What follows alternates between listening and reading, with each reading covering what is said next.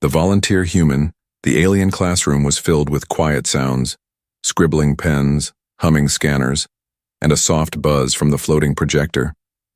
It was just another regular day at the Intergalactic Academy of Biological Sciences. The students were from many species. Some had scales, others had feathers. One had 3 eyes that blinked separately. And then there was Jason, the only human in the entire academy. He sat quietly in the back row watching the teacher, a tall, silver-skinned creature with 6 arms and eyes that glowed green. Her name was Professor Vrelna, and today's lesson was about internal anatomy demonstrations. "We need 1 volunteer," she said, her voice soft but echoing. "One of you will allow a live scan of your inner organs, muscles, and brain activity for the class to study." The students began to murmur nervously. Some looked away, others pretended to check their notes. Then Jason stood up. "I'll do it," he said calmly. Every head turned. For a moment, the classroom went completely silent. "You?" Professor Vrelna raised her thin eyebrow. "You would volunteer your body for alien study?" Jason nodded. "Sure, I'm used to exams." The class giggled, confused. Humor was still strange to them. "Very well," the professor said slowly. "If you are truly willing." Jason walked to the center of the room. The examination table lifted slightly. Scanner arms clicked into place above him. A few students whispered, "Humans are soft. He'll cry if it hurts.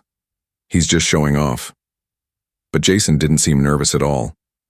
He calmly took off his academy jacket, folded it, and placed it aside. His t-shirt followed. His skin was pale compared to most species, scarred in places, muscular in others. The scan began with his bones. Beep, beep, beep. The professor muttered. "Strange." "What's wrong?" asked a furry alien beside her. "The bone. Density is higher than expected. Denser than a Trollthok's guard," she whispered. Another scan began. This time, muscles. The screen showed a network of fibers, tightly packed, thick, and flexible. "His muscle-to-fat ratio is almost perfect," said the assistant drone. "He can run for hours without stopping." Jason shrugged. "That's called gym class on Earth." The class stared, now curious. "Let's test nerve response," the professor suggested. A small robotic needle touched Jason's arm. Just a soft prick. Most species would wince. Jason didn't even flinch. "Pain threshold. Remarkably high," said the assistant. "Maybe he's just pretending," said a spiny alien girl. Jason smiled. "Want me to show you something real?" Without waiting, he rolled up his other sleeve. A deep scar ran down his forearm. "I got this in a factory accident when I was 10, he said. "Didn't cry." The class gasped. "But why didn't your kind heal you faster?" someone asked. Jason gave a small smile. "Because we heal slowly, but we always heal." A second scan began, this one deeper. It searched for old injuries. Everyone leaned in. Suddenly the screen lit up. Broken ribs, a shattered ankle, old burns, needle marks, tissue tears. How are you still alive?" one student whispered. Jason looked around and said quietly, "Humans break easy, but we don't stay broken." Silence. Even Professor Vrelna looked surprised now. One brave student asked, "But what about your heart? Is it normal?" The heart scan began. Red pulses filled the screen. The beat was steady, strong. Then something strange happened. When Jason looked up and smiled at the class, his heart rate changed. It didn't slow down. It sped up, but stayed controlled. Powerful. "His heart adapts," the professor said, stunned. "With emotion." "That's not possible," the assistant said. "It reacts to his thoughts." More. Students crowded closer. No one was laughing now. No one was whispering. All eyes were on Jason, and then, without warning, Jason turned to the spiny alien who had doubted him earlier. "Want to test my reflexes?" he asked. She blinked, confused. Jason suddenly clapped his hands behind his back so fast the scanner didn't track it. The spiny alien jumped. "You didn't even move," she said. Jason grinned. "You weren't watching close enough." "Professor." Vrelna looked at the other students. "Class, today's lesson just changed. Study this human. Because what you see here is not weakness." Jason picked up his shirt and put it back on slowly. As he turned to return to his seat, a quiet voice in the back asked the question on everyone's mind. "What else are humans hiding?" Jason didn't answer. He just sat down, with a smile that made everyone feel a little afraid. The room hadn't been the same since Jason's demonstration. Alien students who once ignored him now whispered his name. Some kept stealing glances at him. Others looked away, unsure if they were impressed or scared. Jason didn't care. He sat quietly in the Academy's training dome now, wearing simple exercise clothes. The instructor, a four-armed alien named Master Grevlock, called out, "We will now test physical strength and endurance." Most students groaned. The gravity here was twice Earth's. It made movement hard for many species. But Jason stood. Again. The moment he stepped into the center ring, a few aliens chuckled nervously. "He'll fall in a minute. He's too small." Jason just stretched, his arms slowly, and looked up at the heavy training ball hovering above. A solid orb made of compressed neutron foam. It weighed over 500 kilos. "Begin," shouted Master Grevlock. An alien with tusks stepped up first. It groaned, lifted the ball with two arms, and dropped it after 3 seconds. "Average," the instructor said. Another tried, barely moved it. "Weak." A four-legged, beast-like student managed to hold it for 5 seconds. "Impressive," said Grevlock. Then came Jason. He didn't use both arms. He bent down, gripped the ball with one hand, and lifted it. The crowd gasped. He didn't just lift it. He held it above his head. Veins showed in his arms, his jaw clenched, but his body stayed steady. 10 seconds, 20, 30, the assistant drone announced. Jason dropped it calmly after 35 seconds. Grevlock's eyes widened. "That's impossible." Jason breathed out slowly. "Weightlifting was my hobby. But your body isn't even built for this kind of gravity." A student shouted. Jason smiled, slightly out of breath. "That's what makes it fun." Now came the next test. Combat reflexes. A hollow simulator surrounded Jason in red lights. It fired random beams that students had to dodge. Most made it to 20 hits before failing. Jason stood still as the countdown began. Beep, beep, go. The first beam shot toward him. Jason moved to the side in a blur. Second, ducked. Third, he twisted midair and landed like a cat. The machine sped up. His body never stopped moving, spinning, ducking, leaping. The drones watching began recording. "Is he reading the attacks before they happen?" asked one alien in disbelief. Jason's final move was a backflip over 2 beams, landing in a crouch. Total hits. 1, the simulator announced. Gasps filled the room. One brave alien whispered, "What are humans made of?" Jason stood up slowly. "We're not made of something special," he said. "We're made for surviving everything." Master Grevlock stepped forward, impressed.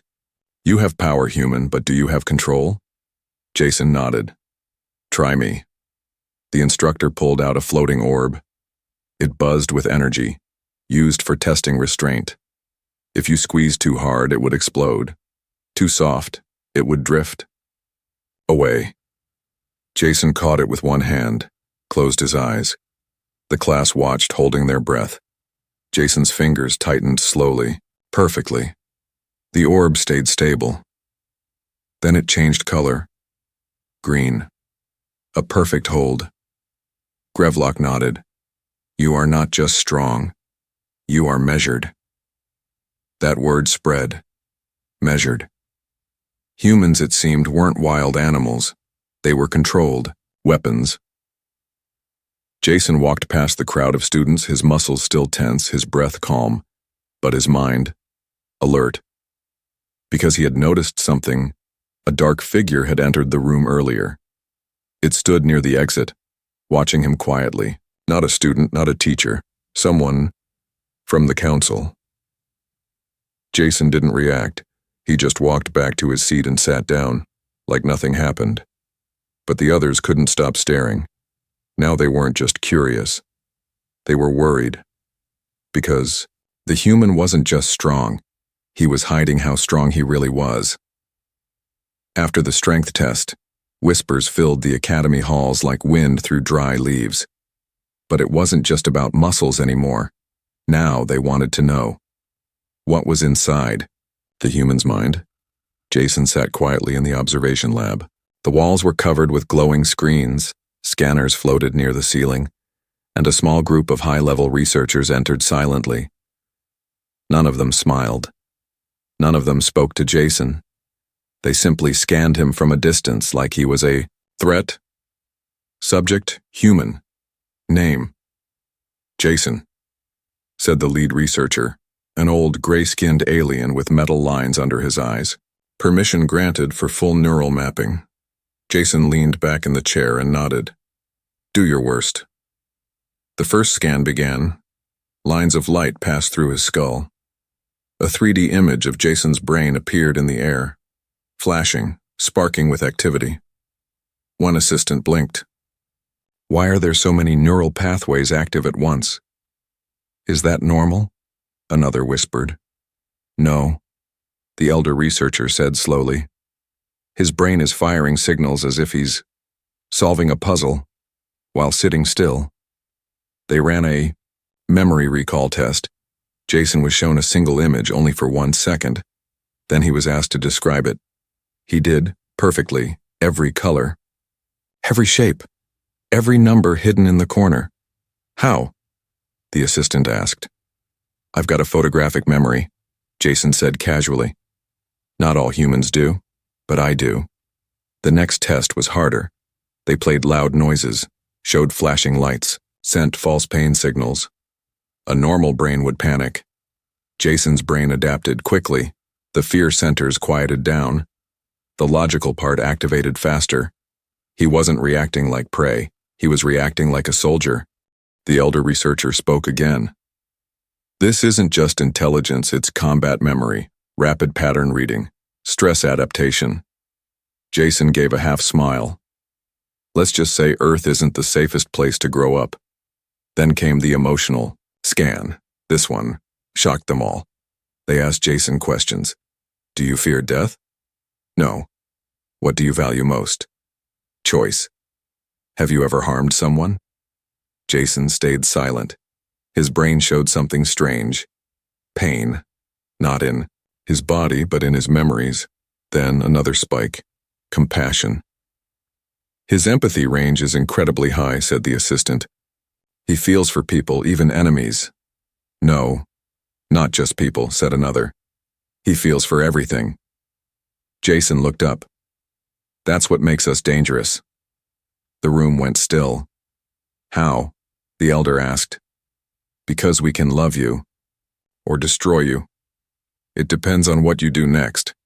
Then came the final test. The language core. They activated alien languages he had never heard before. Clicks, hums, telepathic pulses. Jason paused. Eyes focused. Then he repeated the patterns back. Perfectly. Impossible, the assistant whispered. He's decoding language in real time. His brain isn't just smart, said the elder. It's adaptive. Every second, it's learning. Jason stood up, pulling the scan wires off. So, he asked, looking at them calmly. What did you find? No one answered. The elder just turned to the others and said quietly, He's not just a student. He's a blueprint. Jason walked out without another word. Back in the main hallway, students watched him pass. Some stepped back. Some whispered, again.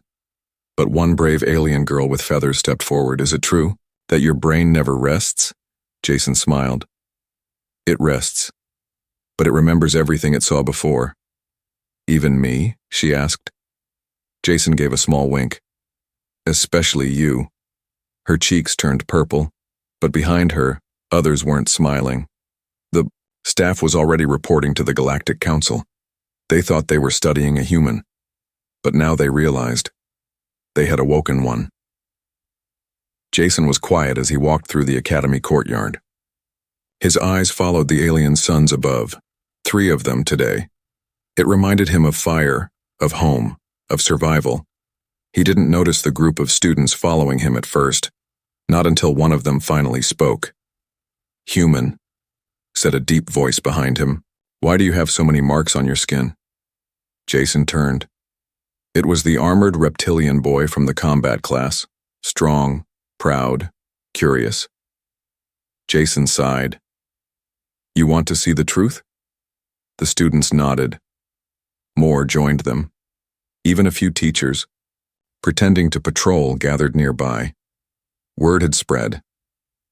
Jason walked to the center of the garden and sat on a smooth stone. His tone changed, calm but heavy. "All right. I'll show you what Earth gave me." He pulled back his sleeve first. A long, jagged scar ran down his forearm. "This?" he said. "Rusted steel pipe. I fell through an old rooftop chasing my little brother. I was 9. Got 10 stitches. He lifted his shirt next. A deep burn. Marked his left side, pink and angry. Kitchen explosion, gas leak. I dragged my mom out before it blew. Took most of the heat." Gasps. The feathered girl from before covered her mouth. Jason didn't stop. He turned slowly and showed his back. A huge scar crossed from his left shoulder to his waist, like a beast's claw. Wild dog pack. Middle of winter. I was alone. They chased me 3 blocks. I climbed a frozen fence. One caught me just before I escaped. One student trembled. "Why didn't someone help you?" Jason looked straight at him. "Because sometimes, no one comes." Silence. Jason rolled his sleeves back down and stood. "I didn't get these scars in war. Not from weapons, not from science. These are just life on Earth." "But Earth is a developed world, is it not?" asked a tech-based alien. Jason chuckled darkly. "Sure, we've got cities, lights, spaceports, but we also have darkness, poverty, crime, hunger." "Then why do humans stay there?" someone asked. Jason shrugged. "Because it's ours, and we fight for it. We fight to live. Every single day." The spiny alien from before stepped forward, nervous. "I thought humans were soft." Jason smiled. "We are. That's the trick. Our skin cuts. Our bones break. We bleed easy. But we don't stop." The group stood frozen as Jason looked around at each face. "You have shields, armor, fur, or plasma cores. I have skin, blood, and pain. But I've faced death more times than I can count. And I'm still here." The wind blew softly through the trees. Suddenly, a new voice echoed from the side. It was Headmaster Jurian, a tall, noble-looking being, part light, part crystal. "Jason," he said slowly, "why are you showing them these wounds?" Jason looked at him. "Because they think humans are weak," he replied. "And I want them to understand something." He stepped closer. "These scars aren't signs of failure. They're proof you survived." Jurian studied him quietly. Then, to everyone's shock, he gave a respectful nod. "Then perhaps we have misjudged you." Jason didn't answer. He just turned and walked away. But as he left, the students didn't laugh. They didn't mock. Some even touched their own skin, wondering what they would look like if they had lived on Earth. Later that night, one alien girl wrote in her journal, "Humans are not strong because of weapon. They are strong because they know pain, and still, they choose to smile." The Academy's science hall was silent, not just quiet, heavy. Even the air felt different. Word had spread. Jason, the human student, was about to take the next test, not for strength, not for speed, not even for intelligence. This time, they were scanning his heart. Jason entered the medical dome, wearing a simple gray shirt. His eyes were calm, but his jaw was tight. He knew this test would be different. 3 alien doctors stood ready. One was all tentacles and scanners. Another floated instead of walking. The last had no face, just lights that flickered when it spoke. "Please sit," one said. Jason sat in the center chair. Thin bands wrapped around his arms, chest, and head. A soft pulse began to echo. "Heartbeat stable," said the floating one. "Subject?" "Human," said the faceless doctor. "We will measure biological response, emotional waves, and core adaptation." Jason nodded. "All right." The scan began. At first, the screen showed a normal human heart. 4 chambers, steady rhythm. Then the machine zoomed in. Something was strange. His heart muscles. "They're thicker than normal," one whispered. "More efficient." "It's not just physical," said the other. "His heart responds instantly to emotional shifts." To test this, they showed him images. Image 1. A burning forest. Jason's heart rate rose. Slightly. Image 2. An alien child crying in the cold. Jason's heart jumped, then steadied. His eyes softened. "Compassion detected," said the machine. Image 3. A human soldier protecting others, injured. Jason's pupils shrank. His breath slowed. And yet, his heart? It beat stronger. "This is unusual," said the doctor. "Most species become unstable with emotion, but he becomes focused." They showed him a final image. Image 4. Earth, his home, ruined, burning. Jason blinked once, then his heart rate spiked, not in fear, in defiance. The screen flashed red. Warning, resilience surge detected. Jason took a deep breath and closed his eyes. In 10 seconds. His heart slowed again. "How did he control that?" one assistant asked. Jason opened his eyes.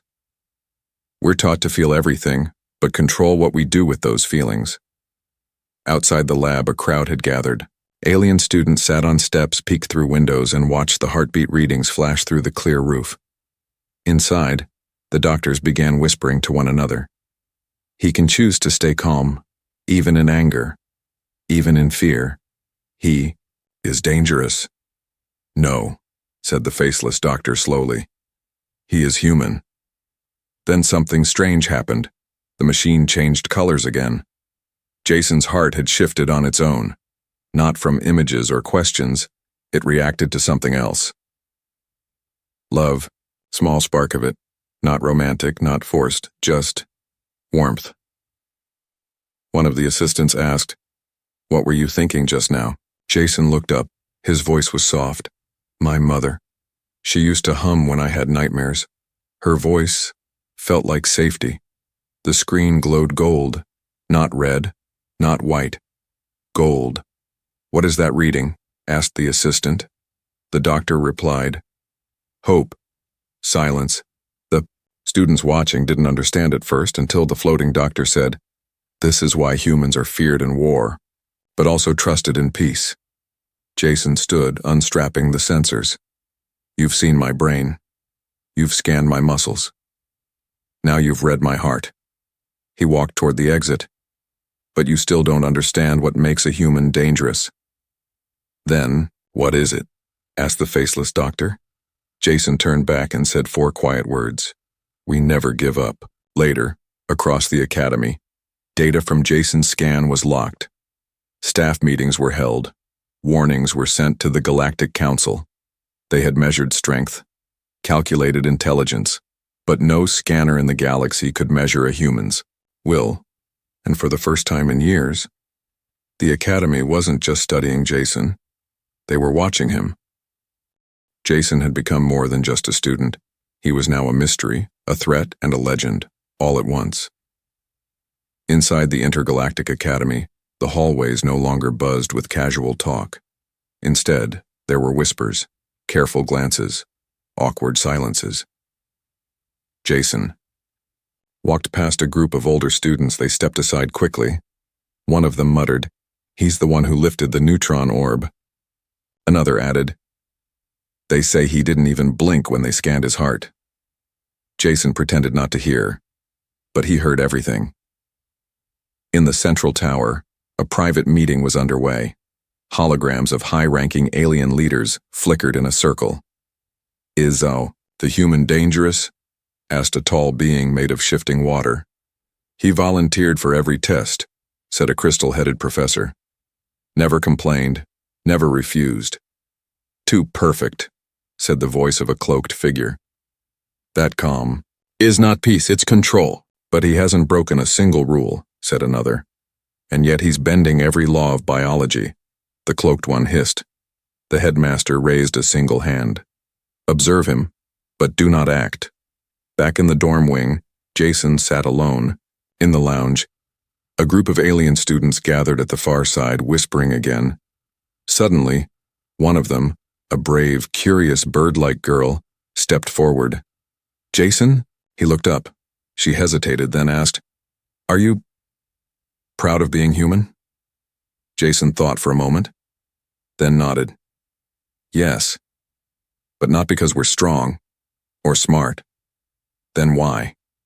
He looked her in the eyes. "Because we care. Even when it hurts," the girl blinked.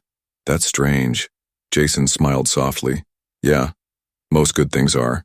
That night, Jason was called to the training hall again.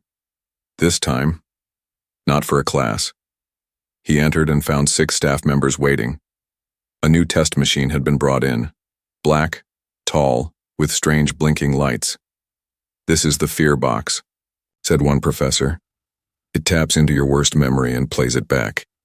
Jason paused. "It's voluntary," the professor added quickly. Jason stepped forward. "I'll do it."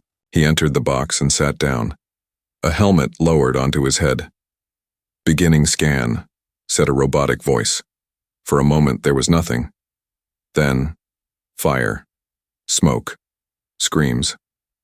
Jason was back in the old house on Earth.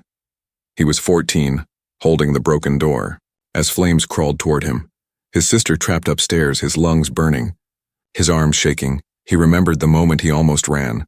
Almost, but didn't. He kicked down the stair gate, carried her out through the fire. Outside the fear box, alarms blared. "His adrenaline levels are rising too fast," shouted the tech. "His vitals still holding," someone else replied.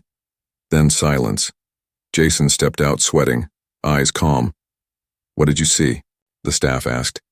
Jason didn't lie. "I saw a moment I could have given up," he said. "But I didn't." "And why not?" a researcher asked softly. Jason looked around the room, then said, "Because if humans fall, we carry someone with us. We never fall alone." By the next day, the alien students weren't just curious anymore. They were inspired. One copied Jason's training style. Another started asking questions about Earth history. And a few even defended him when older species mocked humans. But not everyone was happy. In the upper level of the academy, the council had made a decision. "If this human inspires others," one elder said, "he could shift our balance of control." "Then what do we do?" asked another. "The cloaked one answered coldly. "Push him. Break him. Show the others he bleeds." Jason didn't know what was coming. But deep in his chest, his heart beat steady and strong. He had faced worse than fear. Now he would face something far more dangerous. Jealousy. The sun never rose the same way again at the Intergalactic Academy. After the fear box test, things changed fast. Jason had become a name, spoken not in whispers anymore, but in warning, wonder, and worry. 3 days later, the Grand Assembly was called. Every student, every teacher, even off-world guests arrived. Rows of alien species filled the crystal dome, glowing under the planet's twin moons. It had only happened once before. And now, all of it was because of a single human. Jason. He stood behind the main platform, calm, but tense. A message had come. That morning, attendance is not optional. You will be observed, judged, speak when told. He had no idea what they were planning, but he had a feeling. This wasn't about tests anymore. The head of the academy, Headmaster Jurian, stepped onto the glowing stage. His voice rang out. We are gathered to discuss an urgent question. What place does the human have among us? Murmurs echoed. A spiny, alien elder stood up. His mind is too fast. His strength is unnatural, his courage dangerous, a feathered professor interrupted. Or perhaps his very presence teaches us something we forgot. He inspired rebellion, shouted another. 3 of my students refuse to follow traditional forms. They call it the human spirit. Gasps, laughter, a few cheers. Jason was then called to the center. He stepped forward, eyes steady. The light above him turned gold. The hall went quiet. A robotic voice spoke from the ceiling. Human student Jason, do you have anything to say before we decide your future? Jason looked around, thousands of alien eyes on him, some filled with awe, others with fear. He could have said nothing, but instead, he stepped forward. I didn't come here to impress you, he began. I came to learn, like everyone else. But I was tested, pushed, scanned, judged. I didn't fight that. He raised his hand, showing one of his old scars. I've been judged before. But if you're asking what humans are, he paused. We're soft, we break, we bleed. He touched his chest. But we choose to get back up. That's not weakness, that's strength. You have machines to protect you, powers, weapons, shields. We have choice. And I chose to come here. Even when I knew I'd be alone, the hall was silent. Until a voice from the upper row shouted, Then prove it. Prove you belong. A large alien warrior leapt into the ring, twice Jason's size, claws gleaming. I challenge the human, he growled. Show us your spirit. Gasps. Fights weren't allowed inside the assembly, but no one stopped it. They wanted to see. Jason didn't run. He didn't even raise his fists.